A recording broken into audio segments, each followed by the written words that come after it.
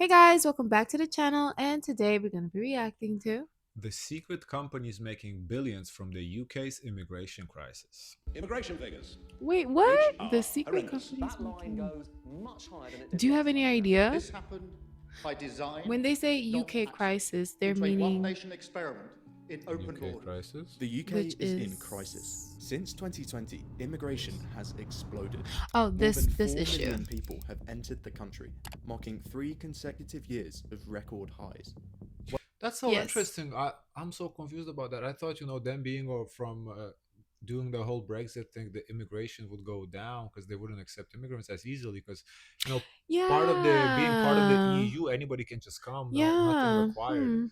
So where How are these, they able or to? is it like refugees, from the And they have to accept? I think they have to accept, refugees? yeah? Refugees like agreements of sorts. Every country Mm. has to take them. That's so, yeah, that's wild. Well over Hmm. half of all Britons want this number to come down, and it has risen to become the #1 issue amongst voters in 2024. So why isn't any Overall, we're seeing that the immigration with the refugees is Oh, an issue in Europe. No, nobody everywhere. wants it. Yeah, nobody wants them. Everywhere. Yeah. Wow. thing happening? Part of this is because behind the debate and the news headlines is a story far more shocking. The situation hasn't just been mismanaged, it's been exploited. At the expense of the taxpayer, But a few secretive companies are I Yeah, never heard of asylum company. seekers. I never heard of companies like profiting from this. All I hear is like there's a shortage of workers, skilled workers to do the job. They're not Well, making the they're not skilled revenue. though. I know. Yeah, but Oh, that was the biggest what they were saying. So it made me think that okay, they're not doing numbers or they're not as profitable. well, here's who makes the profits: Asylum seekers? hotels. You house them in the hotels, and the government pays the hotels, and the hotels keep making bank. turning Britain's asylum system into a £1 billion gold mine. They've Ooh. pocketed billions in government contracts with little accountability and profits that keep Makes rising. sense. That makes One perfect sense, company at the actually. heart of the crisis, Clearsprings, made £1.3 billion in 2023 alone, more than the entire Travelodge hotel chain. And what are the Wow. taxpayers getting for their money? Wait, Overcrowded wait, facilities. wait. I thought they had an Airbnb issue. Hotels, Airbnbs, maybe they're building the projects for them too. So the builders who build the projects, basically, people in the housing, lodging industry are making bank of that. That's who's making millions, Hmm. billions. Squalid conditions, and stories of despair.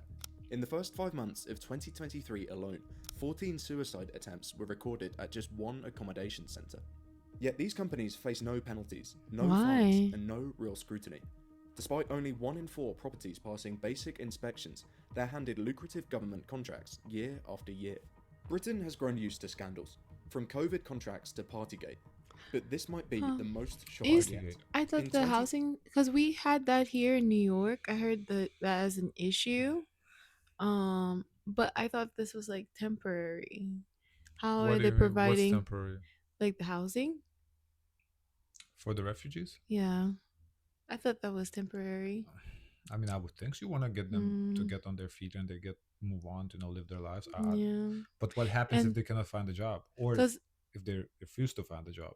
Because I here kick in them out. I don't here in fucking the know. States they give them like cards too as well that has money on them, and they have like housing in New York. That was a big But issue, the and cards are, people were, they're finite, right? yeah, There's six yeah, months and you're yeah, done, and or that's something like why the that. people of New York were very upset because they have people, who are hungry, they don't have the money like they used to, and I just think that it's interesting to me that here in Europe they have housing unlimited. No. No, no, no. I think because there's so many of them coming every single year, it rotates. It's different people, but it's always occupied. It's not the same people. So there's some sort of Mm. graduating the program. You graduate the 6 months, you get a job, Mm, and you move on. Hopefully, oh, if you um, don't, I don't know, they send you back or something. I don't know yeah. what they do if you just refuse to get a job at that point. But honestly, what is the alternative? Because here they're very critical too of, for example, when ICE have put asylum seekers or any of the migrants, they put them in like cages. Remember that went viral? They had them in cages. People don't know who are they with. They're like with strangers essentially.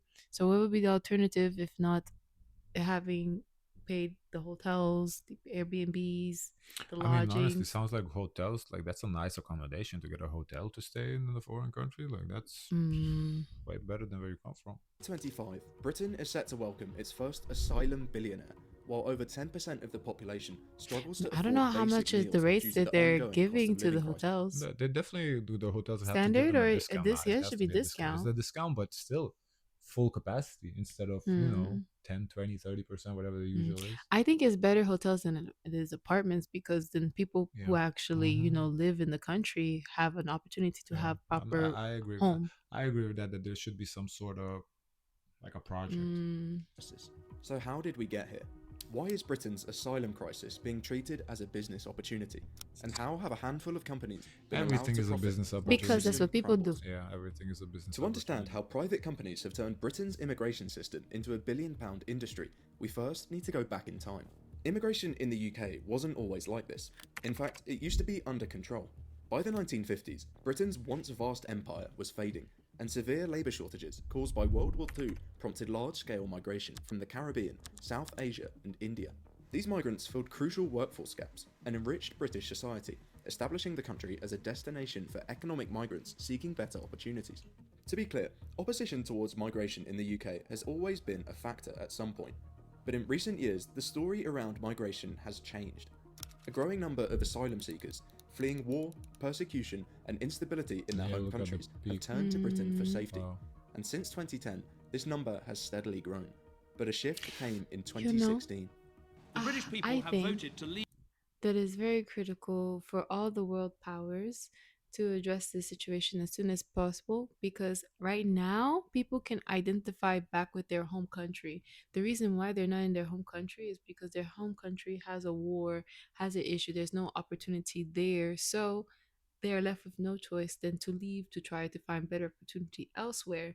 If this becomes a situation where we go years and years and years, 10 years, 12 years, the people who are leaving, the migrants, they're never going to go back to their home country because they're not going to associate with their home country. They're going to associate now with the country that they But have evaded I to. don't think the plan is for them to go back though.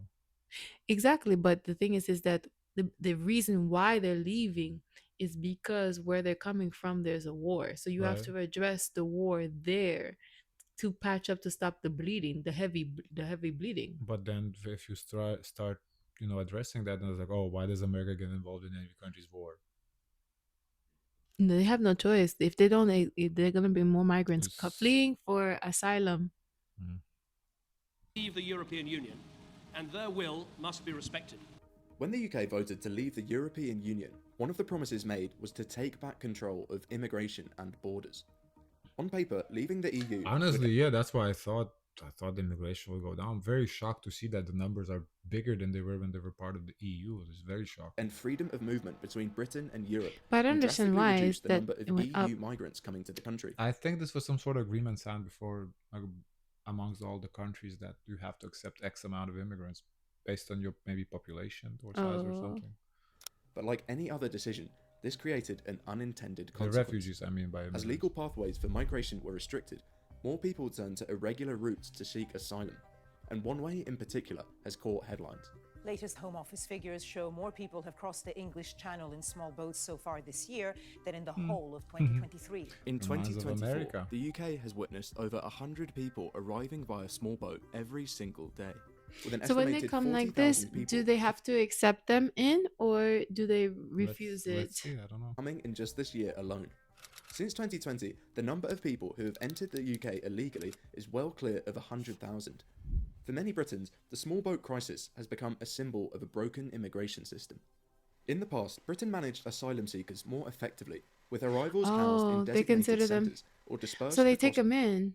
Because here, if you do that in Miami, because a lot of people will come from Haiti, from Cuba, and if they come to Miami to the water, by water, they are taken by immigration and sent back. I think they do the same thing. I think they send them I back. don't know. It sounds like they take them in. Well, this is from Jamaica. Jamaica was a UK territory. It's the same country. They should accept the Oh, Jamaicans.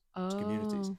This approach balanced support for asylum seekers with local integration, but as numbers grew, the system failed to keep pace. The process of reviewing asylum claims, which once took months, began dragging on for years, and by 2023, The backlog had swelled to over 175,000 cases, the largest in UK history. Faced with an unmanageable crisis, the government shifted its focus from long-term planning to short-term fixes, relying on temporary accommodations that were never designed for this purpose. This scramble to manage the growing backlog created the perfect opportunity for private companies to step in and profit. What happened next would transform Britain's so they're asylum making crisis projects, yeah. from a national challenge into a multi-billion-pound industry. Before we dive into this, I just wanted to say a big thank you to today's sponsor, Odoo. Wow. And all-in-one, the first to the patiently, like I can send eatings or stay all of the product plan daily for free. It's been private in Britain. Link in the description or the pinned comment. Some asylum accommodation has always been private in Britain, and this isn't necessarily a bad thing. But as Britain has accepted more and more people, the government has simply run out of space in the state sector, allowing the private sector to balloon and exposing a real dark side. But you know, that's also Honestly- going to turn into jobs for people to work those buildings that they build. Yes, that's true. There's benefits to that, but apparently, I think the problem arising, what it seems like based on this video, is that companies are abusing it, not, taking advantage of it, I guess. Going to these companies started small, but it didn't take long for this to change. Outsourcing seemed like a practical solution. By partnering with private contractors, the government could avoid the upfront costs and delays of building new facilities, and contractors could quickly secure existing housing, hotels, repurposed military barracks, and even office buildings, while providing basic services like food and maintenance. This approach promised efficiency and flexibility. But instead of solving the crisis, outsourcing created a new one. Contractors scrambled to find accommodations, often turning to unsuitable or poorly maintained buildings. By 2019, contracts worth £4 billion had been handed to just 3 companies: Serco, Mears Group, and Clear Springs Ready Homes. And this has only gotten bigger. In the last year, How the come UK only government has those? spent They more are the than only £5 ones who are billion seeking on asylum. Probably, there was like lottery. not a lottery, probably just whoever greased some elbows, I would guess. An increase of more than 30% from the previous year. These firms were tasked with managing housing and support across the UK for asylum seekers, but with little oversight and competition, they've been gifted the perfect opportunity to consolidate what was once a public responsibility into a profit-driven model. Without anybody to keep check on them, the focus shifted from improving conditions to managing costs. This decision This set the sounds a stage lot for like a system America, though. plagued by inefficiencies, poor Just living overall, the standards, whole outlook, I feel like very American, capitalizing on everything. Yeah. and rising profits for private companies. The number of facilities used to house asylum seekers is vast, from disused army barracks to even a floating barge. But at the heart of the system is hotels. In Floating 2023, barge. over 35,000 asylum seekers were living in hotels, costing British taxpayers £6 million. I didn't think it every would be single this day. easy to be an While someone- asylum seeker. I thought that was like a very, very, very specific situation. I think you just get in line and that's it to leave. I don't know. I don't think it's, at least how I know from how I heard, not that I know, but I heard from how asylum people are fleeing Ukraine when the war started. You just get in line at the border and they just walk to the border. They accept people from Ukraine, and then I think they put you in camps and then distribute you to the countries. housed in chains like Holiday Inn or Britannia, others ended up in rundown establishments booked by middlemen. The system is shrouded in secrecy and shady deals, but at the heart of this transformation is one man whose fortunes epitomise the staggering profits made in this broken system. For decades, Graham King was just another businessman in Essex, but this all changed again in 2019 when his company Clear Springs Ready Homes secured a massive government contract to house asylum seekers in southern England, Wales and London. And since 2019, Clear Springs revenues skyrocketed, growing over 20 times, from £60 billion to well over £1.3 billion in just a 4-year period from 2019 to 2023. And it's clear to see who this has benefited. In 2024, King entered the Sunday Times Rich List with a personal fortune of £750 million, earning him the nickname the Asylum King. If this story was about hard entrepreneurship, then Wow. perhaps his achievements would have been well received. His name is But King. what makes all of this more shocking That's true. is that Clear Springs' wealth was built almost entirely on government money. The company relies on just 2 Home The Office same thing happens here in the States. A lot of companies are built on government money. As I Yeah. said, very American. contracts for the bulk of its income. I just meaning never nearly heard it every over in pound of Europe. profit comes Yeah, this is different to see this in Europe. Yeah. This is very different. Yeah, but from an American perspective, that's just how Well, life that's works. Yeah. normal. Directly from taxpayers. And the profits were staggering.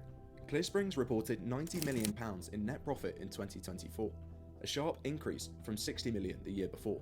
While it's controversial that the UK taxpayer pays such eye-watering fees to house migrants, what's even worse is how these companies are run and the service they are providing.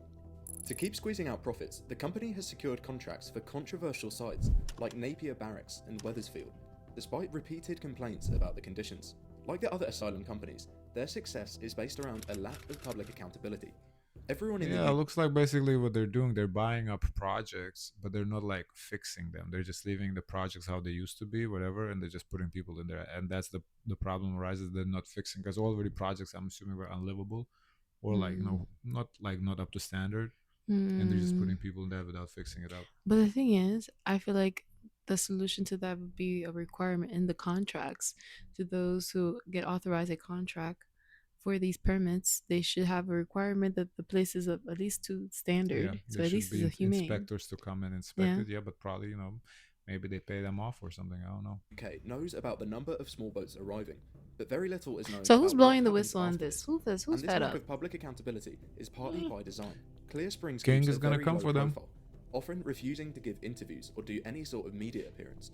But some details can't be hidden. Clear Springs properties consistently fail Home Office inspections, with only 27% Ooh. Oh, deemed so they failed the inspections. So they're not they're not bribing nobody. They fail. So what happens after you fail? compliant, and 15% classified as uninhabitable. But despite this, no penalties have been enforced. While the government has a profit share Oh. agreement meant to return excess earnings, So no no money has been penalties. paid back either to the Treasury, leaving So British it's like you're not doing good. Cool. That's it. It's like a slap on the wrist. taxpayers to fund Clear Springs' exponential growth.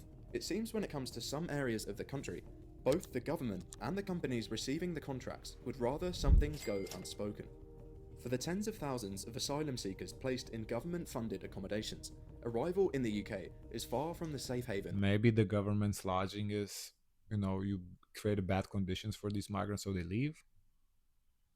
I'm not saying they have to be perfect, but No, I get it. Yeah, humane. but I'm saying maybe the government just don't care. It's like fuck it, really make it bad. Hopefully they leave.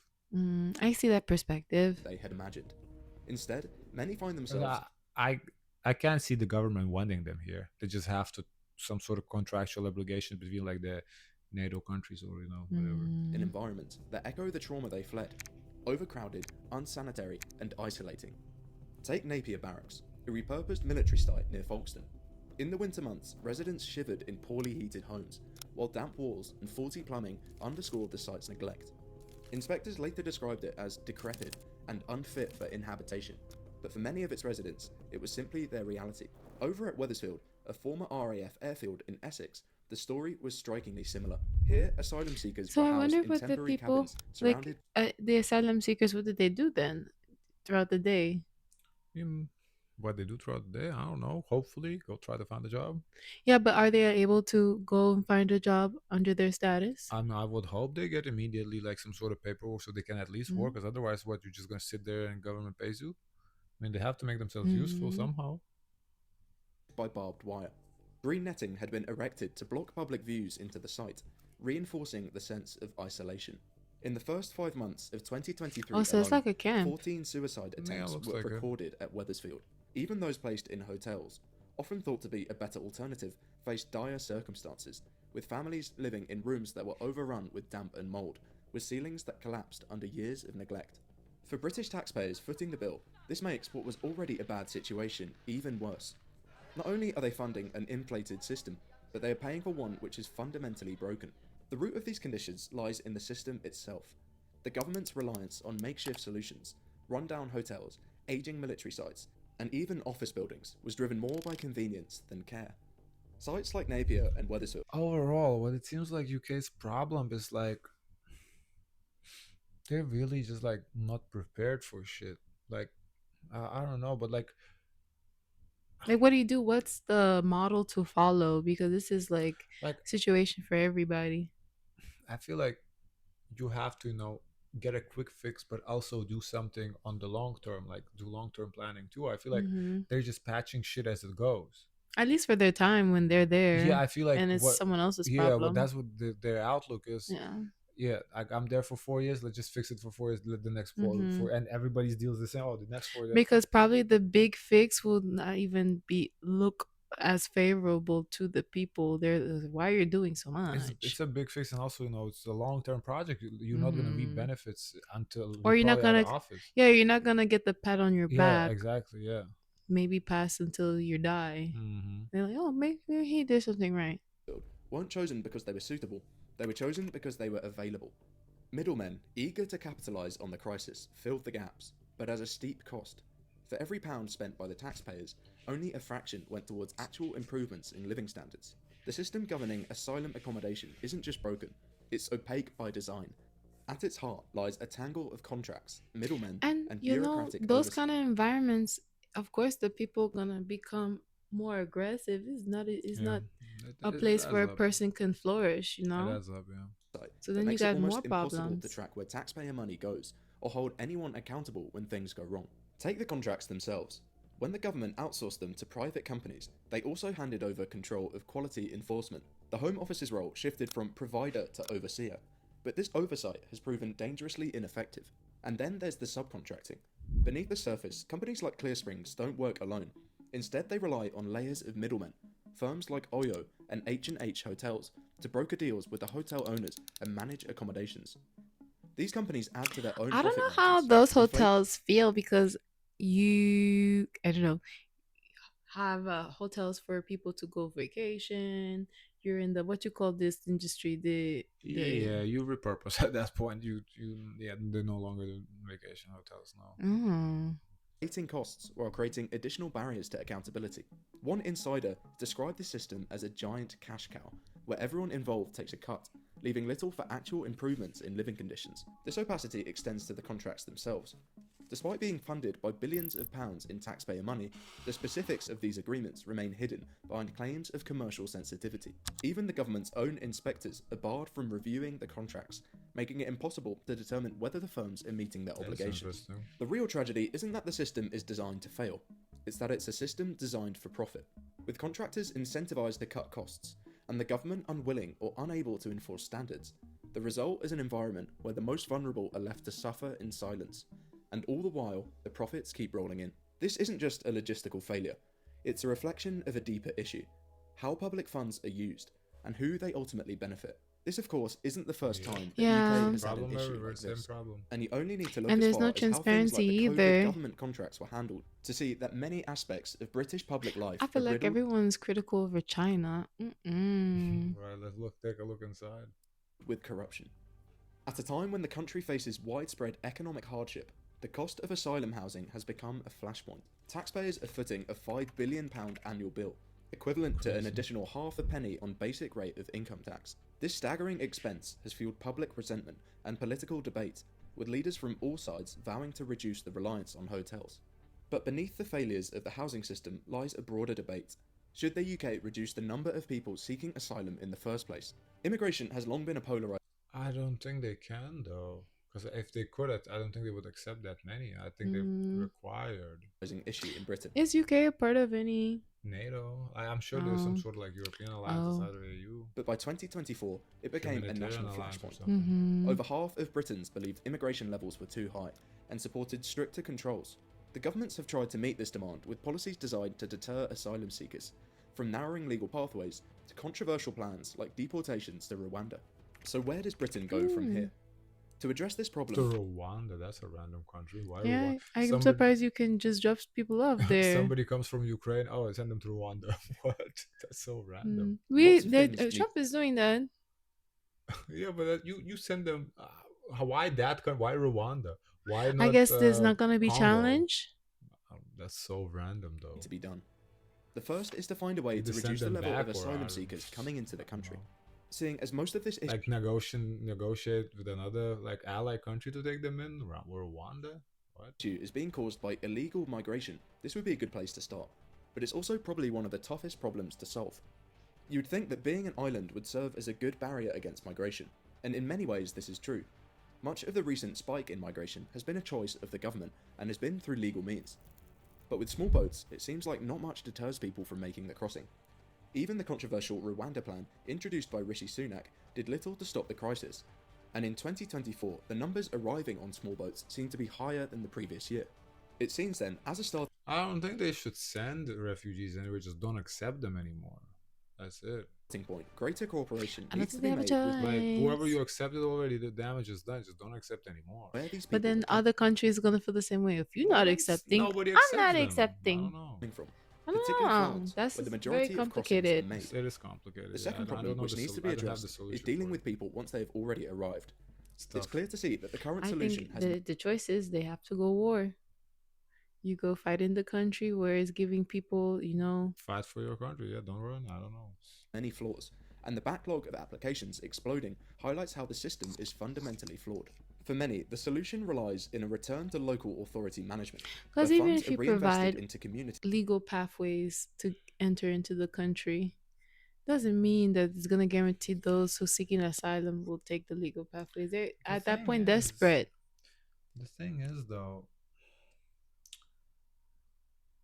a lot of European countries have negative population, so they need immigrants to grow the economy. Um, But I don't know what's going on. Why they're economy is not still gonna not change growing? the status quo. Like they should. The idea, like behind taking refugees, is cool. So more people come in. There's more people to work. They work, but I don't know if that translates to reality. I think that's more of a utopia, how it should happen, but not Yeah, how it because does happen. I oftentimes people think, oh, they're gonna assimilate. No, they're gonna bring their own I culture and think so. traditions, I and they think they don't want want to bring that. up their own, own culture, live in their own, make their own neighborhoods. Yeah, I don't. that's typically what happens. Yeah. and housing standards are held to account. NGOs It's and campaigners appreciated in argue some, that a and then non there's also negative sides to it Hmm. too as well. profit approach would not only improve conditions, but also restore public confidence in how taxpayer money is being spent. Yet this would require a dramatic shift in government priorities, one that places people above This is profit. hard. Migration has always been an issue for some in the UK, even when numbers were significantly lower than they are today.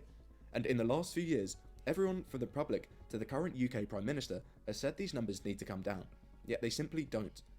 The reasons for this are of course complex. The UK's ageing population certainly plays a role, but you can't help think that the companies who are directly profiting from the crisis may have something to do with it. Thank you so much for Yeah. watching this video. Oh. Interesting video. Well, Yeah, they that's. should be up a roar about with those companies. I Hmm. haven't seen that though. Very interesting video. Guys, of course, let us know your thoughts. Don't forget to like, comment, and subscribe. Join the Discord, and as always, always, always, share as much kindness as possible.